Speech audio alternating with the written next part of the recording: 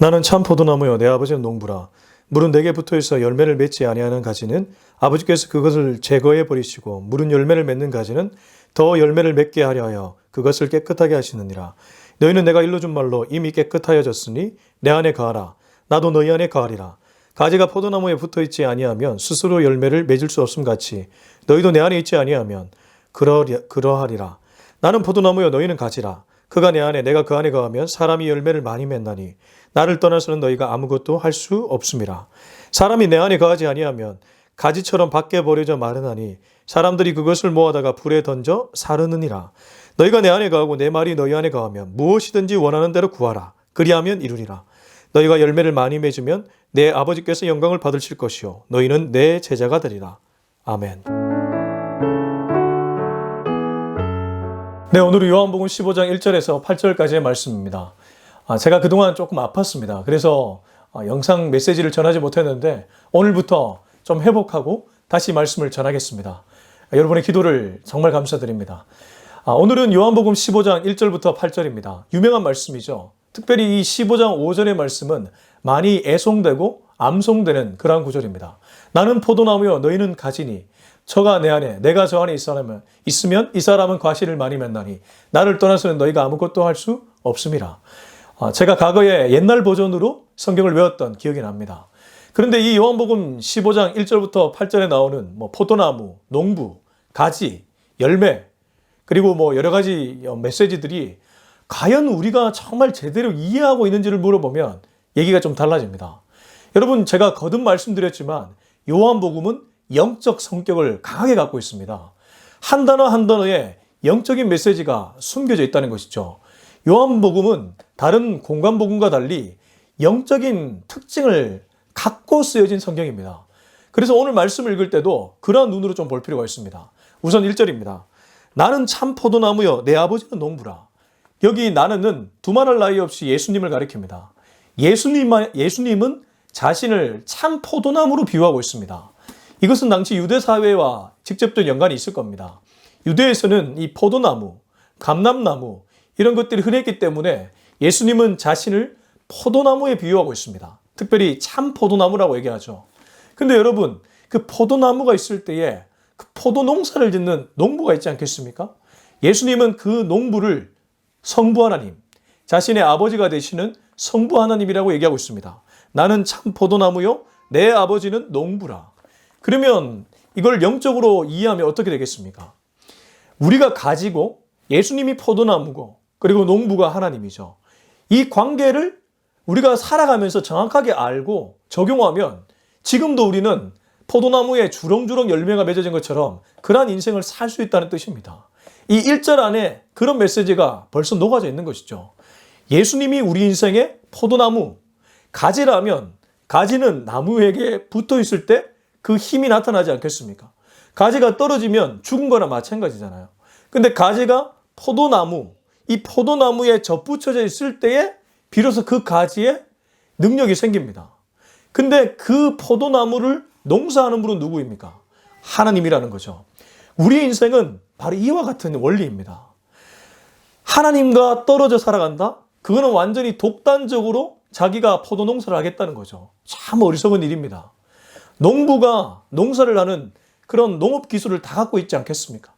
우리 천지를 지으신 하나님께서 이 땅의 모든 만물을 이끌어가는 그 섭리적 능력을 갖고 계시는데 그걸 모르고 자기 마음대로 살아가니까 인생이 허비가 되는 것이죠. 가장 지혜로운 사람은 참 포도나무 되시고 우리의 진정한 농부 되시는 하나님과 매일 관계를 맺고 살아가는 사람입니다. 그 사람이야말로 진짜 지혜로운 인생을 살아가는 사람이라는 거죠. 저와 여러분은 그러한 인생길로 들어왔습니다. 이 메시지를 듣는 분들은 모두가 예수 그리스도를 참 포도나무로 하나님을 농부로 삼고 있기 때문입니다. 자, 그러한 인생을 살아가는 사람 어떻게 살아가야 되는지를 2절에서 8절이 얘기해 주고 있습니다. 2절입니다. 물은 내게 붙어 있어. 가장 첫 번째 중요한 메시지죠. 내게 붙어 있어. 참 포도나무 대신 예수님께 접붙인 인생이 되어야 된다는 뜻입니다. 우리는 무조건 예수님 안에 거하게 있어야 됩니다. 이게 2절이 말하는 핵심이죠. 자, 그렇게 하면 열매를 맺지 아니하는 가지는 만약에 붙어 있지 않으면 열매가 맺어지지 않겠죠. 열매를 맺지 아니하는 가지는 아버지께서, 농부 되시는 하나님께서 그것을 제거해 버리신다고 합니다. 참 무서운 일이죠. 그리고 무른 열매를 맺는 가지는 더 열매를 맺게 하려 하여 그것을 깨끗하게 하신다. 농부가 가지치기 한다는 겁니다. 가지를 보다가 이거는 열매를 맺지 못하네. 거꾸로 말하면 포도나무에 젖붙임이 제대로 되지 않았네. 그런 거 잘라내야 되죠. 왜냐하면 그것이 정말 좋은 가지까지 공격에 들어가니까 잘라낸다는 거죠. 다 버려진다는 겁니다. 우리가 이러한 잉여 인생이 되어서는 안 됩니다. 하나님 보시기에 잉여 인생. 세상 사람들이 보기에 잉여 인생이 아니라 하나님 보시기에 예수님께 젖붙임이 되어 있지 않고 하나님의 손길을 타지도 않고 그러다 보니까 자기 마음대로 살아가는 인생은 잉여 인생이고 버려지는 가지와 같은 인생이라는 겁니다. 근데 열매를 맺는 그런 인생은 어떻게 된다고 하고 있습니까? 더 열매를 맺게 하려고 오히려 하나님이 깨끗하게 만들어준다고 합니다. 기가 막힌 영적 원리입니다. 우리가 예수님 안에 붙어 있으면 자연적으로 열매가 맺어지는데 그 열매가 맺어지면 맺어질수록 오히려 우리를 더 거룩하게 만드시고 더 깨끗하게 만들어 주셔서 더 많은 열매가 맺어진다는 거죠. 영적 선순환입니다. 저와 여러분이 이런 영적 선순환으로 꼭 들어갔으면 좋겠습니다. 3절입니다. 너희는 내가 일러준 말로 이미 깨끗하여졌으니, 이 제자들을 가리키는데 1차적으로는 제자들, 2차적으로는 예수를 따르는 모든 무리들을 가리킵니다. 너희는 내가 이미 일러줬던 말로 깨끗해졌다. 머리부터 발끝까지 씻은 자는 발밖에 씻을 필요가 없다. 이런 얘기를 제자들에게 일러주지 않았습니까? 마치 그것처럼 너희는 내가 일러준 말로 이미 제사함을 받았다. 먼 훗날 예수 그리스도의 십자가의 죽음을 너희는 알기 때문에 제사함을 받았다. 그렇기 때문에 너희는 깨끗해졌다. 예수 안에 들어가는 인생이 되었다는 뜻입니다. 예수 안에 들어가는 인생은 깨끗한 인생이 되었습니다. 저와 여러분은 죄와 더러움과 오물덩어리 속에 살다가 예수님을 인격적으로 받아들이면서 깨끗한 인생으로 거듭났습니다. 이 깨끗한 인생에 다시 더럽고 추악하고 오물덩어리들을 초대한다는 것은 어리석은 일이죠. 그래서 예수님은 그런 인생이 되지 말라고 4절에서 이렇게 얘기합니다. 내 안에 거하라. 깨끗한 인생이 되었기 때문에 끊임없이 예수 안에 거하라는 거죠. 내 안에 거하라. 나도 너희 안에 거하리라. 가지가 포도나무에 붙어있지 아니하면 스스로 열매를 맺을 수 없음 같이 너희도 내 안에 있지 아니하면 그러하리라. 그래서 예수님은 이제 깨끗해진 인생, 예수님의 말씀으로 깨끗해진 인생, 예수님이 말씀하셨던 십자가의 죽음과 부활을 믿는 인생들은 예수 안에 계속 거해야지만 열매를 맺게 된다고 얘기합니다. 그렇지 않으면 스스로 열매를 맺을 수 없다는 거죠. 근데 저는 여기서 두 가지 질문을 이 메시지에서 우리들이 던져야 된다고 생각합니다. 첫 번째는 내 안에 거하라, 예수 안에 거하라는 이 말에 가진 의미입니다. 도대체 예수님 안에 거한다는 것이 무슨 뜻일까? In Jesus Christ, 예수 안에 거한다는 것이 어떤 뜻일까? 이거를 우리가 추상적이지 않고 구체적으로 알아야 된다는 것이죠. 두 번째는 열매입니다. 예수님 안에 있으면, 지저스 안에 있으면 우리가 열매를 맺게 된다고 하는데 그 열매는 도대체 무엇일까? 언뜻 뜨는 것 열매 그러면 우린 자꾸 경제적인 열매를 떠올립니다. 혹은 사회적인 열매를 떠올립니다. 과연 그런 의미일까? 이런 질문을 오늘 본문을 읽으면서 던져야 된다는 것이죠. 천천히 말씀 속에서 답을 찾았으면 좋겠습니다. 5절입니다. 나는 포도나무요 너희는 가지라.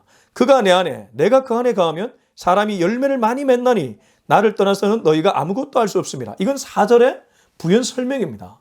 나는 포도나무요. 앞에서 말했던 참 포도나무요. 너희는 가지라. 그가 예수 그리스도가 그 사람이 예수 그리스도 안에 예수 그리스도께서 그 사람 안에 거하면 사람이 열매를 많이 맺나니 예수 그리스도를 떠나서는 너희가 아무것도 할 수 없습니다. 앞에 말했던 스스로 열매를 맺을 수 없는 인생처럼 예수 안에 거해야지만 그 열매를 제대로 맺어낼 수 있다는 거죠. 자, 근데 우리는 아직까지 의문이 풀리지 않았습니다. 도대체 예수 안에 거한다는 게 무슨 의미일까? 도대체 열매를 맺는다는 건 무슨 의미일까? 6절. 사람의 내 안에 거하지 아니하면 가지처럼 밖에 버려져 마르나니 사람들이 그것을 모아다가 불에 던져 사르니라. 아직까지는 답이 나오고 있지 않지만 버려지는 인생은 어떤 인생인지를 얘기해 주고는 있습니다. 6절에 거하지 않으면 밖에 있는 거죠. 예수 밖에 있는 사람들은 가지처럼, 아까 농부가 가지치기를 했던 것처럼 버려져서 말라버리면 사람들이 불에 던져 사르는 장작으로 쓰인다는 거죠. 여기 장작은 부정적 의미입니다. 밖에 던져서 그냥 불태워버리는 인생, 잉여 인생이 되어버린다는 겁니다. 자, 그러면 도대체 아까 던졌던 두 가지 질문 답은 어디서 찾을 수 있을까? 7절, 8절입니다. 너희가 내 안에 거하고 내 말이 너희 안에 거하면 무엇이든지 원하는 대로 구하라 그리하면 이루리라. 자, 예수님이 7절에서 해답을 주셨습니다.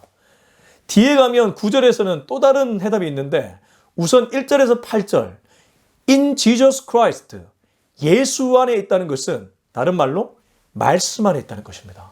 내 말이 너희 안에 거하면, 예수 그리스도의 말씀이 너희 안에 거하면 사람은 열매를 맺을 수 있다고 합니다. 예수 안에 거한다는 것은 다른 뜻으로 말씀 안에 있다는 것입니다. 또 다른 말로 우리의 기준이 하나님의 말씀이라는 뜻입니다.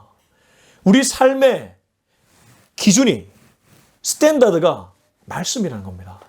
나의 주관적 경험이나 나의 지혜나 사람들의 평가나 이런 것들이 아니라는 거죠. 그리스도인에게는, 예수 안에 살아가는 그리스도인에게는 하나님의 말씀이 유일무이한 기준입니다. 그게 우리의 삶을 결정짓는 가장 중요한 토대이며 근간이라는 것입니다. 여러분, 이것이 예수 안에 있는 삶의 비결입니다. 그러므로 매일 말씀을 읽는 인생이야말로 예수 안에 있는 인생이죠. 말씀이 들어와야지만 그 말씀이 작동하지 않겠습니까? 말씀을 들어야지만 그 말씀대로 살아가지 않겠습니까? 말씀을 듣지도 않고 말씀을 읽지도 않고 말씀을 먹지도 않는데 어떻게 그 사람이 예수 안에 있는 인생이라고 말할 수 있겠습니까? 열매 맺는 인생이라고 말할 수 있겠습니까? 여러분, 포도나무에 젖붙임 바 되는 인생, 예수 안에 있는 인생은 다른 말로 말씀을 사모하는 인생입니다. 저와 여러분이 죽을 때까지 이 하나님 말씀을 뜨겁게 사랑할 수 있었으면 좋겠습니다. 매일 말씀을 먹지 않고 매일 말씀을 듣지 않으면 나는 죽어버릴 것이다.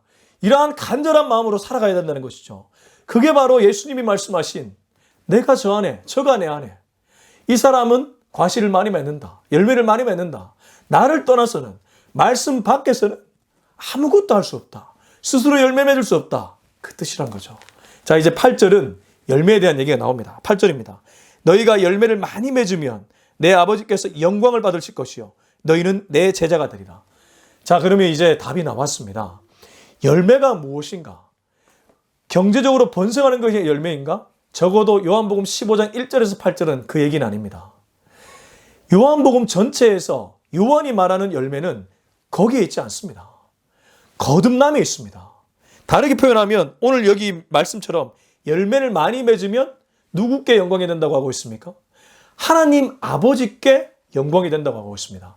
여러분, 우리가 인생에 돈이 많아지면 하나님이 영광 받습니까? 물론 받을 수도 있지만 돈 없어도 주님은 영광 받을 수 있습니다. 주님은 돈에 구애받는 분이 아니지 않습니까? 그건 내게 만족을 주는 것들이죠. 주님께 만족을 주는 일이 무엇이겠습니까? 우리의 영혼이 잘 되는 일입니다. 우리의 영혼이 살아나는 일입니다. 한 사람의 영혼이 살아나는 일입니다.